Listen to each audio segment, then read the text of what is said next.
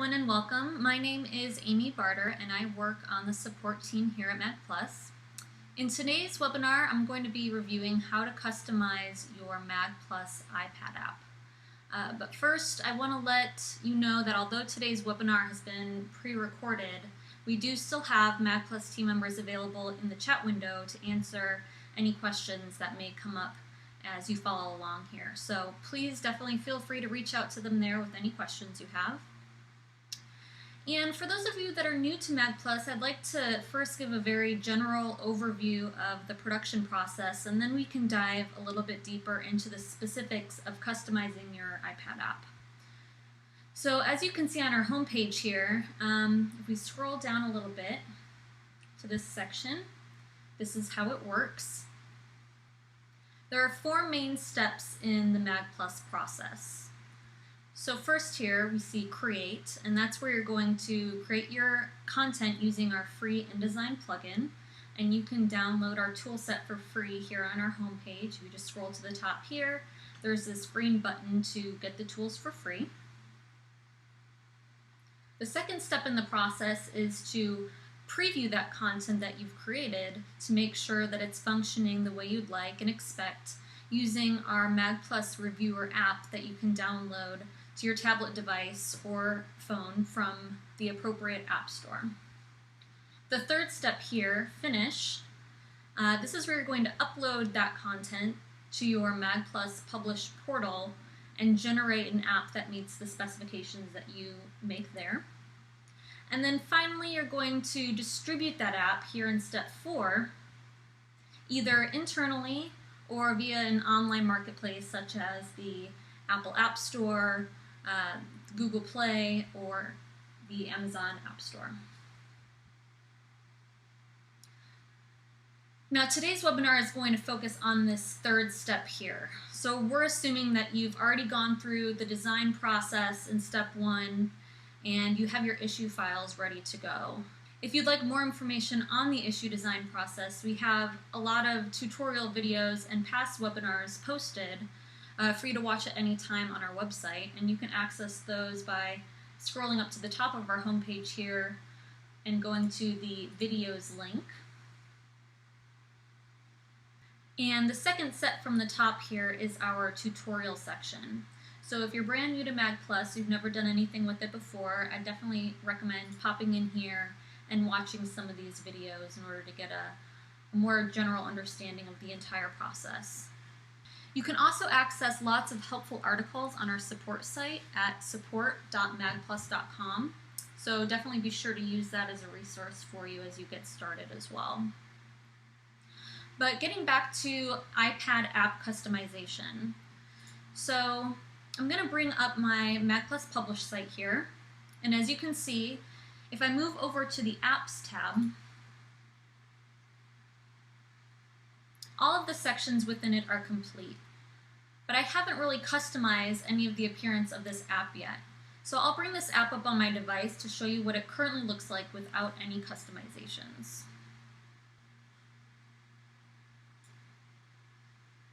So here's my app here on my iPad. It's called the Webinar app. So if I click to launch it,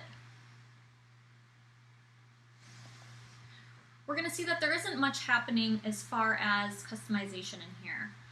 It's all pretty basic. It comes with all of the standard colors, all of the standard icons. There's a lot more that we can do to this app in order to make it fit our brand a little bit better. So that's what we're going to do next.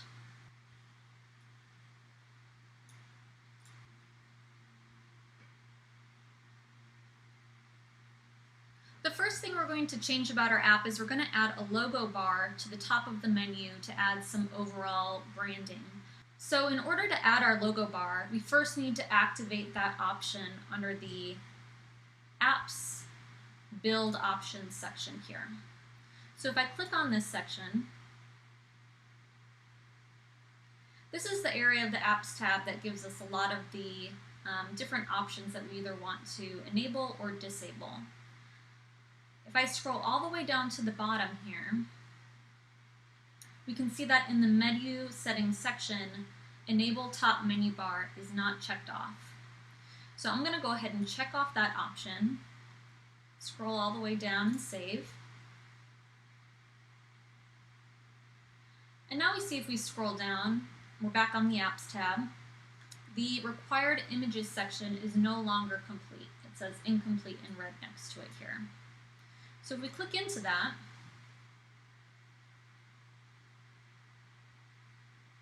and scroll down a bit, we see that there's a section that wasn't here before, and that's because we just added that option to add a logo for top branding bar on iPad, and also an option to add a background for the top branding bar on iPad. So I already have some materials prepared. By clicking in my Assets folder here,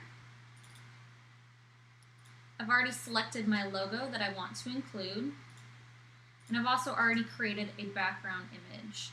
So there are two ways that you can upload your logo bar materials. You can do it the way that I've prepared here, which is to have a separate logo and a separate background image, or you can opt to create one image that is basically the entire width of the device, which is 2048, and flatten the two together. And that's going to allow you, if you'd prefer, to have some kind of pattern or image in the background. Now, in my case, I've just prepared a basic background image. It's just a single color. And if you've chosen to do that, it means that you have a very basic background, such as a solid color like I've done, or perhaps a gradient from one color to another. So I'm going to go ahead and upload my materials. First, I'm going to upload the logo.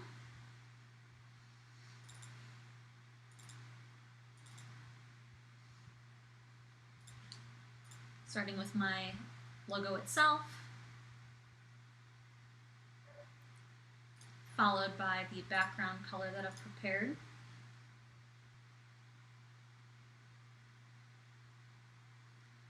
And now if I go back to the Apps tab, I can see that the required images section is now complete once again, because I've uploaded those two materials. So now if I generate a new build, and as you can see here, I'm going to be clicking to generate a magplus test build. That's not an option that you'll have on your end, but I'm opting to do it this way because of Apple's downtime on the developer site this past week. You'll just see the green button on your end. Now, while there's some ranges here in terms of specifications for these two items, we recommend for people who are just starting out with app customization that you use some specific settings, which I'll list now. For the logo itself, we typically recommend that you keep that at 120 pixels high. But again, this can be anywhere between this range. And then in terms of the background, there is a required width of 2 pixels, and then there is a minimum height of 88 and a maximum height of 400. We recommend leaving that height at 120 as well. If you do this, just keep in mind that if the logo is the exact height as the bar, there won't be any padding, so leave some padding in your logo in order to accommodate a little bit of space around the logo in the bar. Alright, so I've refreshed a couple times and it looks like my new build is ready. I'm going to go ahead and download that and install it on my device, and I'll be right back and show you what that looks like. Right, so now I've updated the app on my device here, and if I launch it, we'll see that we now have a logo bar at the very top of the app with both the logo that I chose and the background color that I uploaded. So the next customization I'm going to make to the app is change out some of the icons that appear in the bottom menu bar. So in order to do that, we're just going to visit the optional image files section here. And it already says it's complete because we have a set of default images in there that are just going to be used if you don't make any changes to it. So the first section at the top here is what I'm going to be switching out today. Those are the main menu symbols that appear in the bottom of the app. So if at any time you're a little confused by the names here on the published site, there's always going to be an image guide that can guide you in terms of what each of these means so that you know exactly what you're replacing as you're uploading your new files here. So So if I click on that image guide, it's going to tell me that each of these is replaceable, and that's going to be the small image here, not including the text. So this small book image, the shopping cart, the library books, etc. So I've prepared some new symbols, and I'm going to go ahead and upload those here. First I'll close out of the image guide so I can see a bit more. And then I'm going to upload the new files that I've created just by clicking Choose File. I'll navigate to the folder where I've made these. The first one here was Now Reading.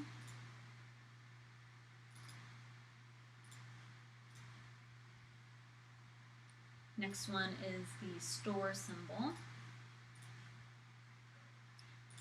Next is library. And you don't have to replace all of these if you don't want to. If there's only one or two that you want to swap out, that's perfectly fine. Next is help. These are each 60 pixels by 60 pixels. Now I'm doing something a little bit different for the live option here. I'm going to show you what that looks like here in my Finder section. So instead of pointing my live button to a web page such as the home page on my website, instead what I want to do here is point it to my Facebook page. So instead of having the default, which looks more or less like a internet connection symbol, I've swapped that out for the Facebook logo. So I'm going to select that here, and I'll show you in a little bit how to further indicate that that's going to be Facebook instead of any standard web page. Finally, I'm going to upload my About PNG. And I'll go over the rest of these in a bit here, but I'm going to go ahead and save and let you see what this looks like.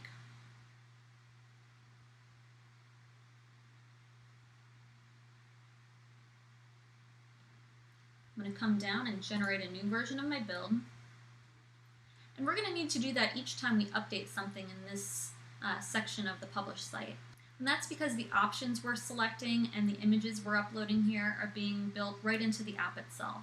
So every time we change those, we need to generate a new version of that app.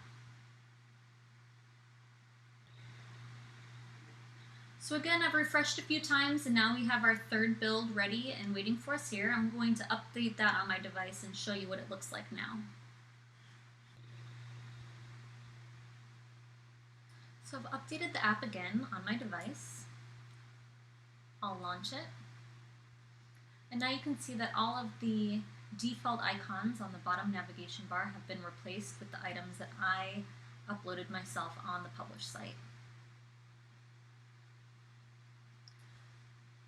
The next customization I want to do is going to be back in the optional images files section.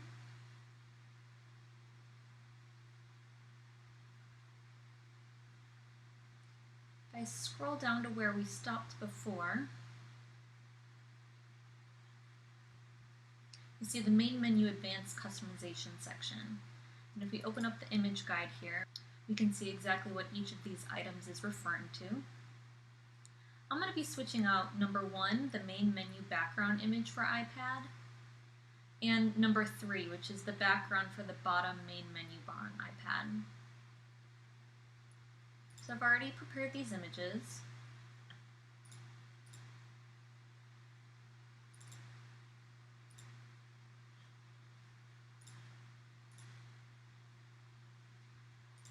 So I'll upload both of those.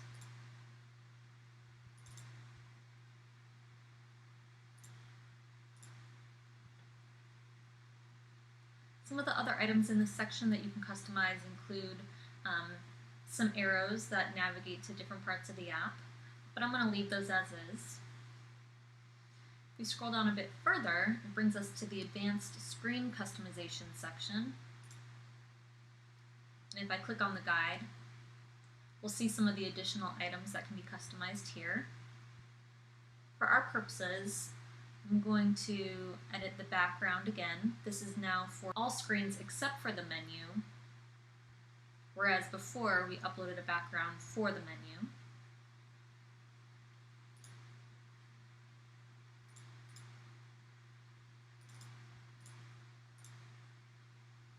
And then I'm also going to upload number 3, which is the background image for the top title bar on iPad. So this is going to be the menu bar right below the logo bar that we uploaded previously.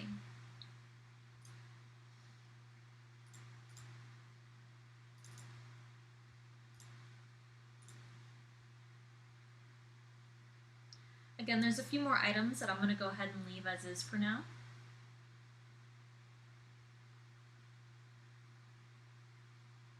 In the Advanced Store and Library Customization section, if we click into the image guide, you can see that you can customize the colors behind the buttons in your store and in your library section, but I'm going to leave those as green and gray for now.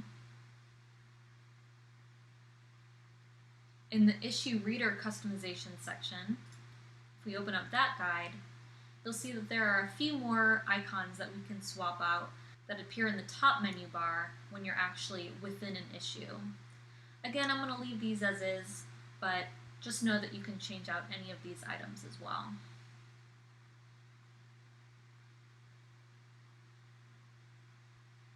Under the Advanced Issue Reader Customization section, again, there's a few more items that you can swap out, including close boxes for pop-ups, the icon that's shown when you need to rotate the device, bookmark icons, etc. I'll leave those as is. And then the final section is the Internal Web Browser Customization section. And if we click into that, you'll see that you can customize the back and forward buttons for the in-app browser. Again, we'll leave that as is. We'll save to include those backgrounds that we previously uploaded.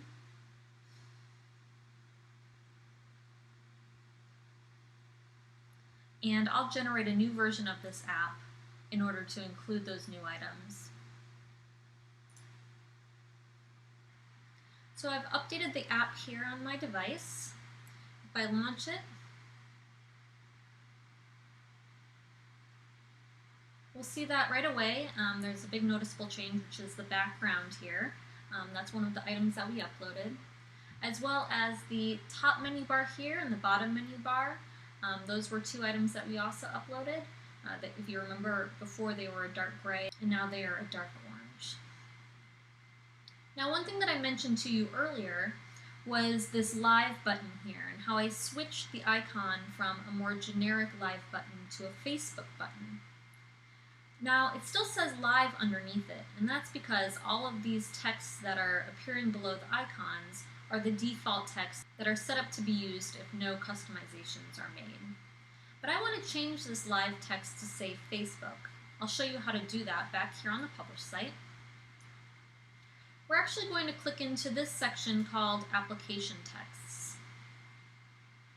Now, in order to update your application texts, you first need to download the example file here at the bottom of the page, and that's called en.strings. I'm going to download that to my computer, and then I'm going to open that file in a text editing software.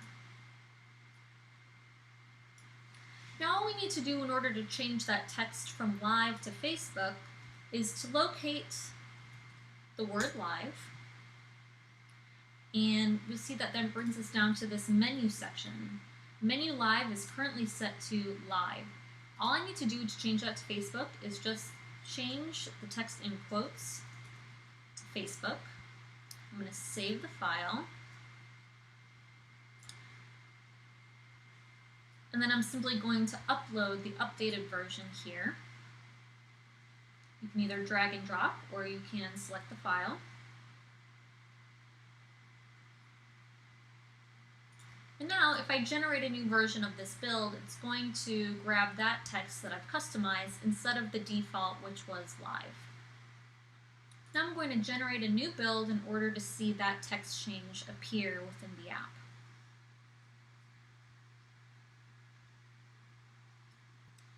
Alright, I've updated the app once again, and if we launch it, now we see that here down in the bottom menu bar, instead of it saying live beneath the icon, it now says Facebook. And that's again because of the updated text string that we uploaded to the application text section here. Now this is looking pretty good, but what if I wanted to change the font of the text under the buttons here? Or have a different background image for the button instead of the standard bottom navigation background bar? This is where custom navigation image files come into play, and by default this option isn't visible in the Apps tab list. We don't see it here currently. In order to enable the upload of these images, you first need to navigate back into Build Options. And then if we scroll all the way down to the bottom here, we're going to check the box that says Enable Custom Navigation Images for iPad. And since we're going to be creating the entire button this time around, including the text beneath it, I'm also going to check the box to disable menu item texts for iPad. Now when I hit Save and return back to the Apps tab and scroll down a bit, I now see an incomplete section called Custom Navigation Image Files. Upon clicking into it, we'll see that all of the same bottom bar menu items that we had before, but this time you'll notice that there's a selected version of each one of those, so 2 of each. And this is so that when the user taps on a button, something about it changes so that they know that their tap was successful instead of it just remaining the same. Now, I've already created these images, and I'll show you what I mean about making it slightly different. So I have 2 versions of each one here. About looks like this, and About Selected just has a slightly darker gray background. And the same goes for all of the buttons that I've created.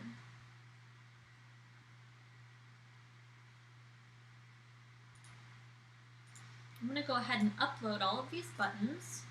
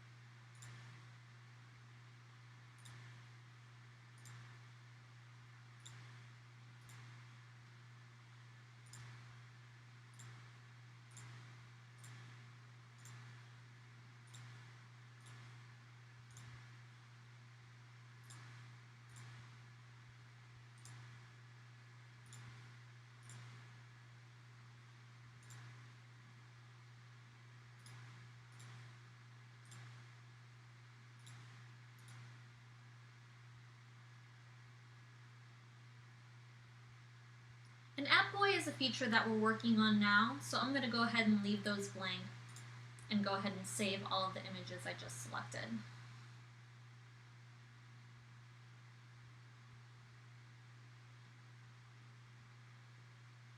Now if you scroll down, you're going to see that it still says incomplete because there were a couple of images that we didn't upload. But you'll notice that we still have the option to generate our builds. This one doesn't actually need to be completely filled out in order for builds to be able to happen.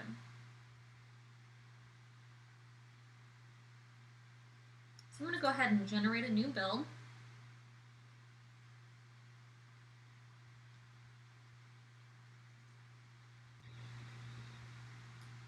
Alright, so I've updated the app on my device one more time. If we launch it, we now see my customized buttons down at the bottom here. If we tap around a bit from the store to the library, we notice that the background color changes slightly, and that's because of the two different versions that I uploaded for each button. And just a note, you'll notice that the reading button here is slightly grayed out, and the reason for that is that I don't have any content downloaded yet. And that button actually goes back to the last thing that I was reading. So once I've downloaded this first issue here, this will no longer be grayed out because it'll just go back to the content within this issue.